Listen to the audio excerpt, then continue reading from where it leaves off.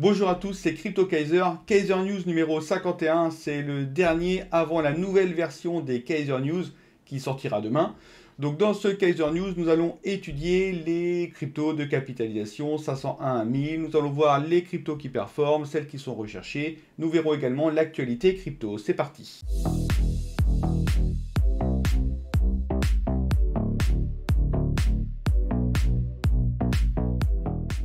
Allez, analyse de la capitalisation globale au 5 avril 2023 qui s'est terminée à la clôture, c'est-à-dire à 1h du matin.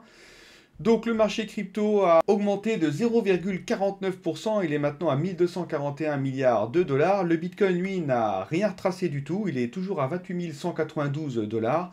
Par rapport à l'Ethereum, il a augmenté significativement à 2,23%, c'est quand même pas mal du tout pour l'Ethereum.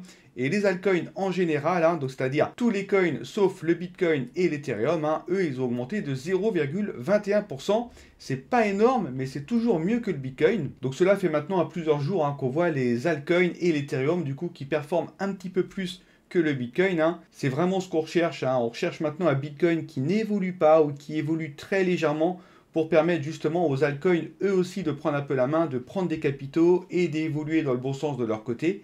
C'est un petit peu ce qu'on attend, et ça c'est bien reflété aussi à travers la dominance. Donc la dominance, qu'est-ce qu'on peut dire toujours dans ce magnifique canal légèrement baissier, avec justement des touches chirurgicales sur ce canal, comme on peut le voir. Donc ça, pour rappel, c'est la dominance Bitcoin. Il y en a qui m'ont posé la question sur ce qu'est vraiment la dominance Bitcoin. La dominance Bitcoin, c'est comment se situe le Bitcoin par rapport aux autres cryptos. Si la dominance du Bitcoin augmente, ça veut dire que le Bitcoin performe plus que les autres cryptos et qu'en général, les capitaux vont plutôt de ce côté. Et donc, quand la dominance du Bitcoin baisse, alors ça veut dire que finalement, la part des capitaux vaut plutôt côté altcoin, un peu moins côté Bitcoin. Et donc, du coup, avec la dominance, on peut faire de l'arbitrage, par exemple. Donc un exemple d'arbitrage, c'est si la dominance arrive vers le haut, donc ça veut dire que le Bitcoin est très fort par rapport aux altcoins qui le sont moins. Et donc un des arbitrages possibles, c'est de vendre du Bitcoin pour acheter des altcoins en prévision d'une éventuelle baisse de la dominance. De même, quand on est tout en bas, ça veut dire que les altcoins sont vraiment forts, avec un Bitcoin qui est moins puissant, qui a moins de capitaux. La valeur du Bitcoin versus la valeur des altcoins sera moins élevée. Et donc, quand on est en bas, c'est vrai qu'on peut tout à fait échanger des altcoins contre du Bitcoin en prévision de la hausse de la dominance du Bitcoin. Donc ici, la dominance, donc on voit bien qu'elle a à nouveau touché le haut du canal. Et là, ça a travaillé le haut du canal. Toujours pareil, pourquoi ça ne redescend pas tout de suite comme on a eu c'est parce qu'aujourd'hui, maintenant, dans la tête des personnes, c'est vrai que le Bitcoin devient une valeur refuge. Donc pas que des personnes d'ailleurs, des institutions également. Ça devient une valeur refuge au même titre que l'or. Et donc, du coup, en ce sens, ça attire des capitaux. Et c'est la raison pour laquelle, à mon sens, ça a du mal à partir franchement vers le bas. Mais ça commence petit à petit. On a cette belle bougie rouge ici. Alors, effectivement, j'aimerais bien que ça continue un petit peu. En plus, c'est le scénario idéal. On a le Bitcoin qui est limite flat, très légèrement haussier. Et derrière, on a les altcoins qui augmentent bien. Donc il faut que ça continue vraiment comme ça serait parfait que les alts attirent du capital, comme ça la capitalisation globale du marché crypto va encore augmenter. Ça ne peut pas être à chaque fois qu'une seule crypto qui tire toute la locomotive, même si elle le fait très bien, Bitcoin, pas ça, mais voilà, si on a d'autres cryptos qui pump, un peu comme l'a fait l'Ethereum là, voilà, c'est toujours de bon ton. Donc regardez tout ça, mais pour le moment c'est exactement le plan qu'on s'était fixé, c'est-à-dire que voilà, on a une dominance qui commence à baisser. On va voir ça avec l'analyse graphique. Rapidement, du coup, qu'est-ce qu'on a? On a toujours cette trendline ici, là, tac. La lagging span, qui pour rappel a été une représentation des clôtures du cours du Bitcoin dans le passé. Elle est en train d'osciller, de grimper le long de cette trendline. Donc c'est le scénario qu'on avait, cette trendline fait bien support. Alors ici, attention, on a une extrêmement forte résistance. Je vous l'ai montré dans la vidéo de mardi, cette résistance. Pourquoi c'est un niveau clé, ces fameux 29 615 dollars, 30 000 dollars, c'est réellement un niveau clé. Si vraiment le Bitcoin passe au-dessus de ces 30 000 dollars, là, alors après, on aura encore forcément des résistances, les nuages, etc. Mais on aura passé un cap extrêmement important. Et à mon sens, les bears, là, vraiment, ils ont un coup à jouer maintenant. Il faut, voilà, pour avoir une baisse du Bitcoin, il ne faut pas dépasser. C'est vraiment la limite, pour moi, entre les bulls et les bears. Là, j'ai presque envie de dire match nul pour le moment. Si ça passe au-dessus des 30 000, là, à mon sens, quand même, on revient vraiment dans un mouvement plutôt haussier. À moyen terme, en tout cas, ça c'est très probable. Mais voilà, il faut passer ce cap, il faut tenir les clôtures au-dessus, etc., etc. Pour le moment, c'est exactement notre plan, hein. On oscille dans ce range que j'avais élargi donc sur cette résistance et ce support qui, pour rappel, on a eu beaucoup de mal à le passer avec ce fameux double top là. Donc on va osciller comme ça, à mon sens. On peut tout à fait revenir, encore une fois, sur le bas de ce range pour reprendre de l'amplitude et repartir. Mais attention, on a notre Kijun Daily. Je vous avais mis les 3 points noirs. J'en ai déjà enlevé 2 parce que c'est exactement ce que je vous avais dit. Elle commence à monter et elle va ici rejoindre demain ce point noir là, pour après continuer à monter, se stabiliser. Ça, c'est top, parce qu'aujourd'hui, on a une Taycan qui est loin de la Kijun, et ça veut dire qu'on est en surachat côté Bitcoin. Donc, je vous ai toujours dit, la Taycan n'aurait jamais loin de sa Kijun. À la fin, ça se rapproche. Soit c'est l'une, soit c'est l'autre. En général, c'est la Taycan. Donc, si c'est la Taycan, ça veut dire que les prix baissent. Ou parfois, ça peut être la Kijun. Et là, justement, c'est la Kijun qui augmente. Donc, ça, c'est le scénario parfait. Ça veut dire qu'on n'est pas obligé d'avoir une baisse de prix. Donc la Kijun va se rapprocher de sa Taycan. On va diminuer un peu le surachat. Donc ça, c'est nickel. Cette résistance, à mon avis, on ne va pas la passer direct. Ça va prendre du temps.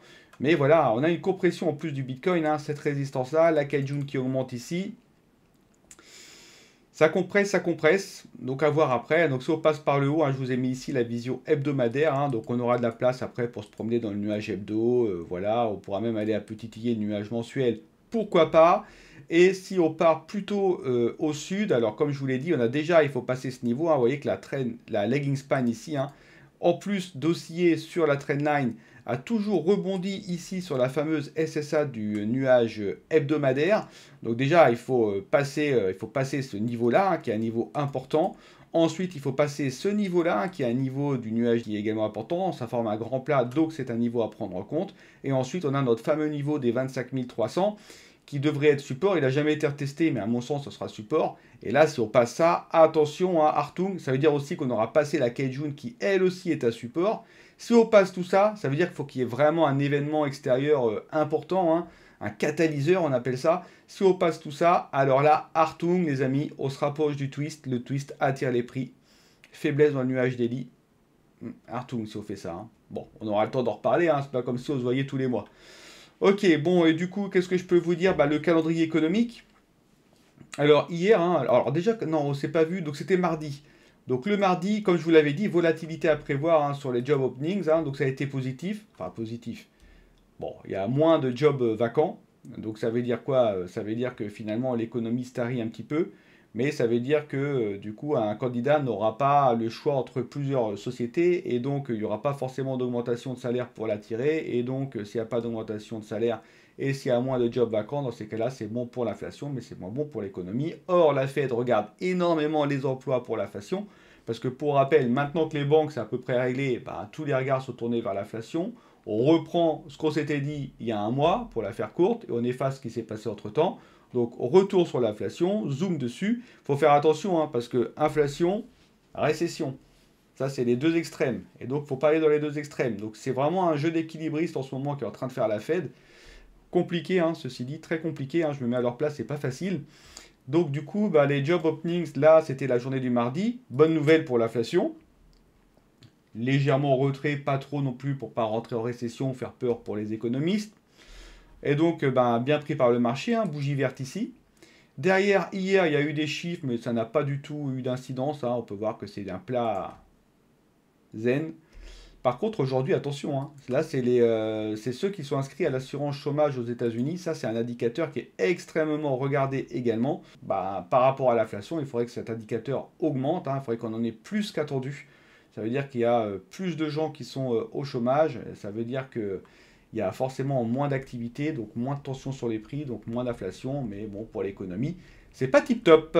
Voilà, bon, pour le reste, je n'ai pas grand chose à dire. On va passer, si vous le voulez bien, et je suis sûr que vous le voulez bien, impeccable. On va donc passer au Fear and Greed. Côté Fear and Greed, une place en plus. Parfait. On reste dans l'optimisme maîtrisé, j'ai envie de dire. Regardez-moi cette magnifique tendance. Bon, là, on a toussé un peu, c'est normal, il fait froid, on s'enrhume. On remonte direct. Effet émotionnel très fort sur les cryptos. Tac, tac, tac. Ça, c'est du clac. Moi, on voit que si jamais il y a un truc qui se passe ou un problème, un grain de sable dans le rouage, oulala, tout de suite, c'est vraiment un marché à fleur de peau. Mais en tout cas, là, voilà, la confiance revient côté investisseur. Depuis pas mal de temps, je plaisante, mais mine de rien, depuis janvier 2023, à part ici, mais sinon, petit à petit, la confiance repart côté investisseur. Et côté institutionnel d'ailleurs, hein, c'est pas que investisseur. Donc ça, c'est pas mal, hein, c'est pas mal du tout. Si je regarde maintenant le top 15, qu'est-ce que je peux vous dire? Bon, il n'y a pas énormément de cryptos en moins, mais il y en a toujours un petit peu moins des cryptos, hein. Mais ça va encore à 10 932, franchement, ça laisse de quoi faire, hein. Donc ici, ah, pour rappel, moi j'en analyse 1500, hein.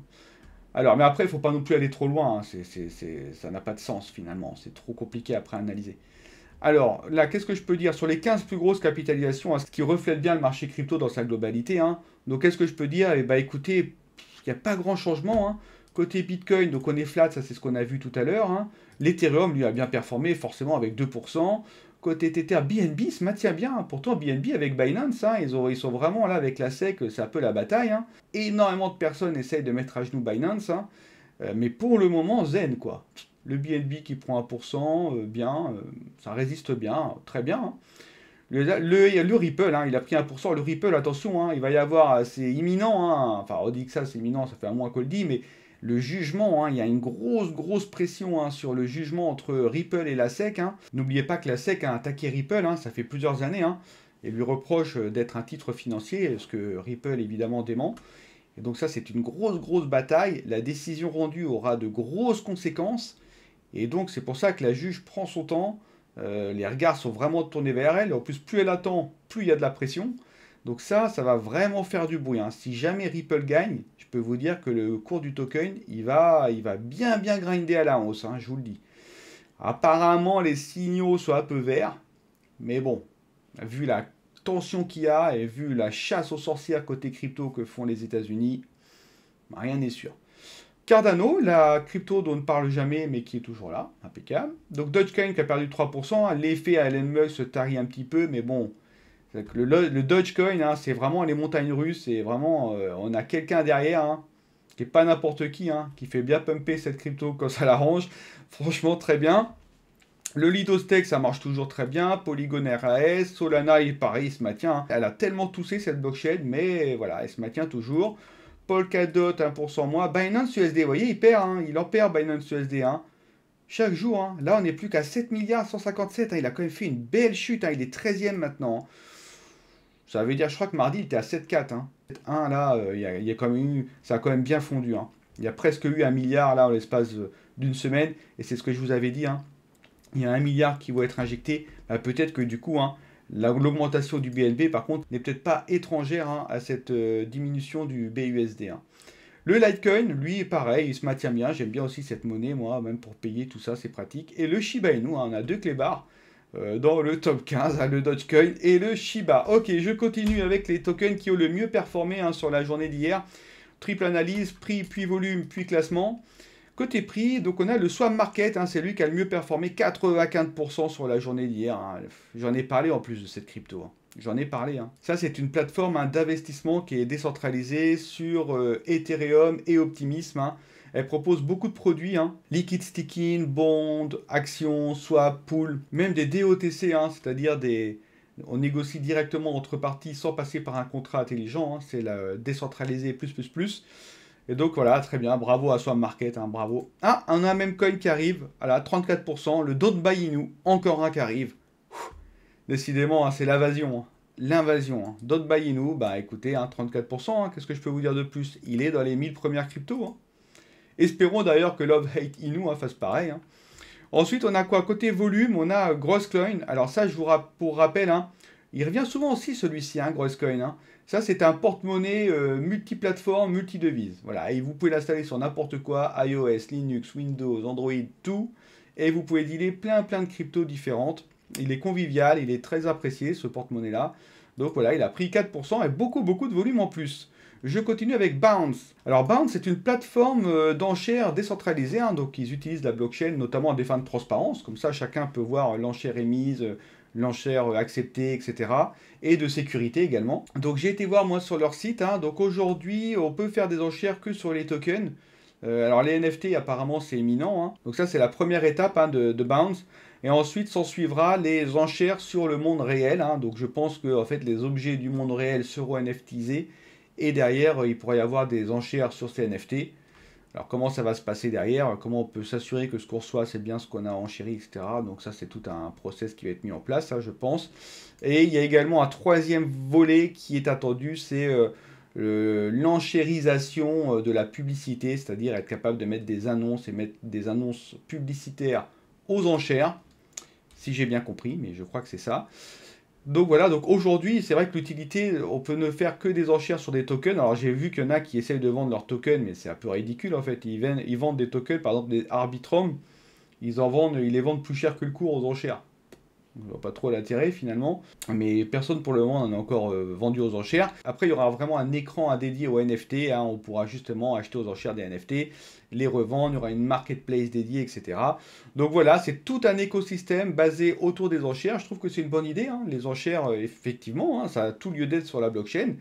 Après, est-ce que ça va fonctionner ou pas, à voir, mais pour le moment, en tout cas, le volume vient, 2% en plus, très bien. Ensuite, sur le classement, c'est Swarm Market à 251 places en plus. Direct, clac, 84%. Bravo Swarm Market. Et puis, Dot by Inu qui a pris 100 places. Côté maintenant, les pires variations, hein, qu'est-ce qu'on a? On a le Witnet qui a perdu 21%. C'est pas mal, Witnet. Hein. Witnet, je vous en avais parlé d'ailleurs. Je l'avais même mis dans un coin, d'ailleurs, tout comme Swarm Market. Hein. Je l'avais mis dans les coins à suivre de Witnet, mais je pense qu'il a tellement pumpé qu'il faut qu'il retrace derrière. Donc ça, c'est un oracle décentralisé, hein. Ça veut dire que ça permet à n'importe quel smart contract d'obtenir de l'information à partir du web. Ensuite, on a Dash to Trade. Pareil, hein, il a perdu 21%. Dash to Trade, c'est quoi ça? C'est une plateforme de trading, hein, alors qui va sortir, hein, qui est toujours en version démo. Alors c'est vrai qu'il avait pumpé, mais je vous avais mis en garde, hein, d'ailleurs sur ce token-là. Je vous avais dit est-ce que c'est un scam ou pas? On n'a rien de visible, rien de réel encore pour le moment. Mais apparemment, ça sera une plateforme de trading sur Ethereum qui utilisera l'intelligence artificielle pour maximiser les chances de gain. Donc à voir comment ça va se goupiller. Donc à l'inverse de Witnet, à Witnet il avait vraiment bien performé. Et là j'ai plus envie de dire que c'est un retracement technique. Dash to Trade c'est pas le cas. Hein. Méfiance, hein, sur ce token là quand même. Hein. Ensuite on a quoi? Sur le volume, moins 74% Arsenal Fan Token. Hein. Donc ça, comme d'habitude, on en a déjà vu des tokens comme ça. Hein. C'est un token qui est axé justement sur les fans là, de l'équipe Arsenal. Hein. C'est pas que du foot, hein, mais bon, là c'est du foot. Et ça permet finalement aux fans d'interagir avec leur équipe sur la couleur des maillots, des choses comme ça. Donc voilà, ça plaît, hein, en général. Bon là, il a perdu 1%, mais voilà, là, les communautés de foot, hein, le foot ça marche très bien, donc forcément ça tient bien. D'ailleurs, on a le Origin Dollar qui n'a pas perdu. Alors Origin Dollar, l'OUSD, je ne sais pas si vous connaissez, mais il a été célèbre en 2020. Je crois que ça devait être octobre, novembre ou décembre, un truc dans le genre. Il y a eu un hack dessus. Ils se sont fait voler plusieurs millions de dollars, 6 ou 7. Et du coup, ça avait fait pas mal de bruit à l'époque. Hein. C'était le quatrième grand hack de la DeFi. Et là, du coup, ils sont revenus sur le devant de la scène. Hein. Alors ça, en plus, j'aime bien le principe, moi. Hein. Donc c'est un stablecoin qui est collatéralisé avec des USD. Mais en plus, ils utilisent le principe de la DeFi pour obtenir des rendements lorsque l'on garde finalement ce coin-là sur son portefeuille Ethereum. Et donc ça veut dire qu'on n'a pas besoin de le staker, on n'a pas besoin de le bloquer, on n'a rien à faire, on a juste en fait à garder ce coin dans le portefeuille, le USD, et on peut gagner du coup des rewards. Alors sur 30 jours, là en ce moment je crois que ça doit être dans les... sur une semaine ça doit être dans les 5%, la moyenne. Sur 30 jours la moyenne c'est 13% quand même, hein. Et sur un an la moyenne c'est 4,99%.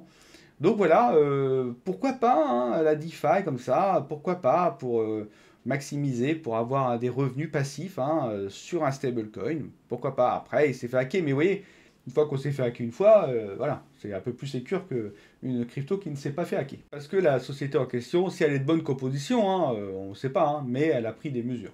Ensuite, on a dans le classement Witnet, hein, qui a perdu 86 places et Dash to Trade 80 places. Je continue maintenant avec les cryptos qui ont le mieux performé sur les 48 dernières heures et les 7 derniers jours. Mais cette fois, je prends les trois composantes en même temps. J'en déduis un ratio et je classe ce ratio pour savoir vraiment les cryptos qui ont le mieux pumpé universellement.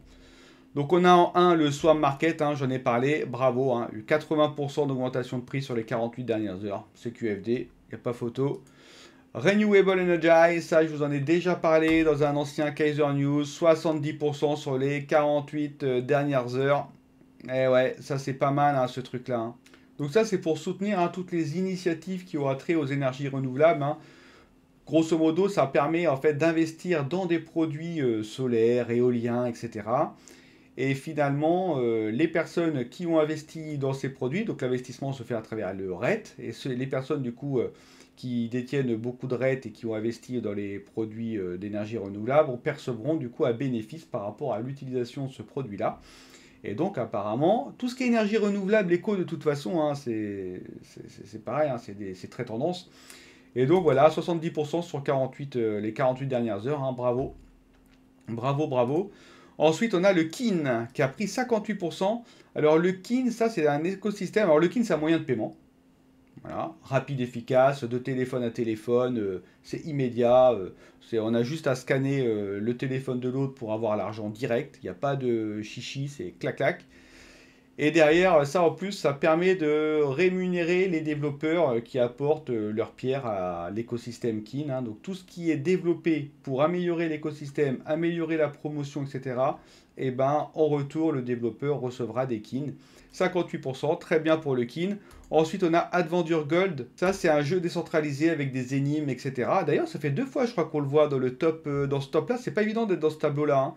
Donc ça veut dire que ce jeu-là, il performe bien, hein. Ah ouais, 1566% de volume en plus, hein, quand même, hein, celui-ci, hein. Je n'ai pas été le voir plus que ça, mais ça a pas mal. Il faut regarder la courbe et tout ça. Ensuite, on a l'Index Scoop, Ethereum, 2 fois. Oui, ça, c'est un... Bah ça vient d'Index Scoop, hein. Index Scoop, ça permet de générer des indices, hein, dans le monde de la crypto-monnaie. Et celui-ci, c'est tout simplement un effet de levier 2, hein, sur l'Ethereum. C'est l'indice qui reflète les prises de position longues sur Ethereum avec un levier 2. Alors ce qui est bien avec ce truc-là, c'est qu'on peut minimiser ce risque en ajustant la taille de position. Donc ça, c'est pas mal aussi. Donc en tout cas, à 12% en plus, hein. C'est vrai qu'il y en a beaucoup là, je regardais ça, notamment chez des traders pro institutionnels qui sont en longue, hein, sur l'Ethereum, hein.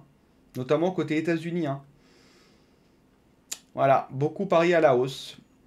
Parce que c'est ce qui va se passer, je ne suis pas devin. Mais en tout cas, sachez qu'il y a des traders qui parient à la hausse sur l'Ethereum.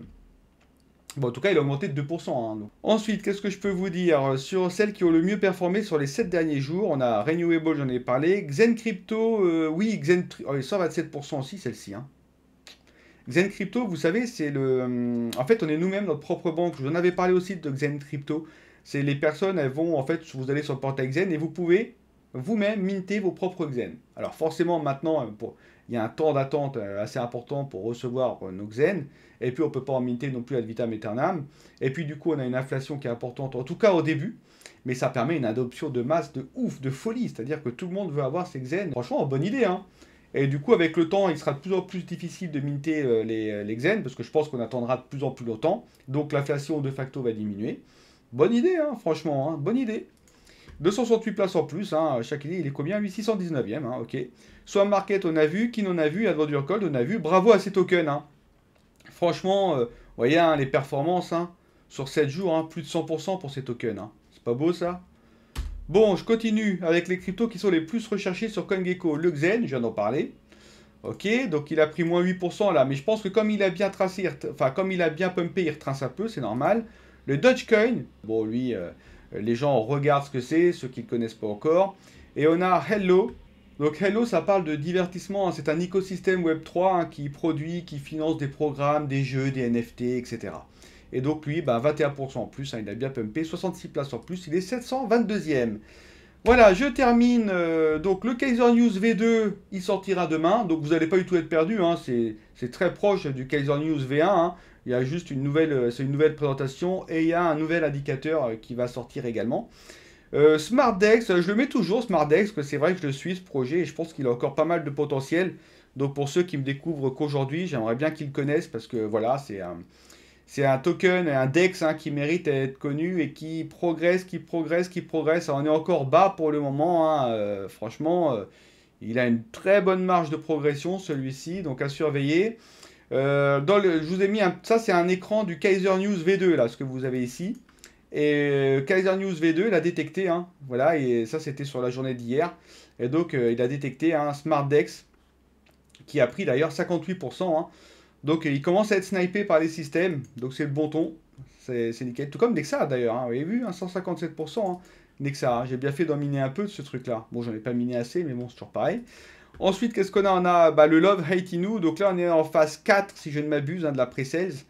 Donc on doit être à 0, je sais pas, peut-être 105 dollars, je crois, pour un token. Je crois que le coût du lancement, ça sera 0,145, hein, si j'ai bien lu. Donc voilà, bon, voilà, donc ça c'est le même coin qui est en pre-sale que j'ai identifié qui pourrait fonctionner parce que c'est pas qu'un même, il propose aussi un espèce de sondage, oui-non, voilà, bon, j'aime ou j'aime pas d'ailleurs, et on peut faire des sondages sur tout et n'importe quoi, les interfaces au OLERCHAD, les dashboards au OLERCHAD, mais comme d'habitude, ce n'est que du papier, ce n'est que des dessins, on ne sait pas s'il y a quelque chose derrière, ça se trouve ils vont prendre tout l'argent et s'enfuir avec le magot, et nous on se retrouvera sans rien, donc on peut jamais vraiment savoir, hein, c'est ça qui est un peu délicat dans le marché des cryptos. Bon, en tout cas, voilà, sachez que je ne fais aucun sponsoring, donc ni SmartDex, ici, ni Love18 ne m'ont appelé pour me proposer de l'argent pour vous proposer ces tokens-là, hein. Ça vient uniquement de mes outils d'analyse et de mes convictions aussi. Je vous rappelle qu'il est important de vous abonner à la chaîne tout simplement, de vous abonner, de mettre des petits commentaires, des likes et tout ça, ça fait toujours plaisir. Quant à moi, bah, du coup, je vous retrouve demain pour le Kaiser News V2, hein, qui portera sur toutes les cryptos. Tout à fait. Je vous souhaite à tous une très bonne journée. Je vous dis à demain. Bye bye.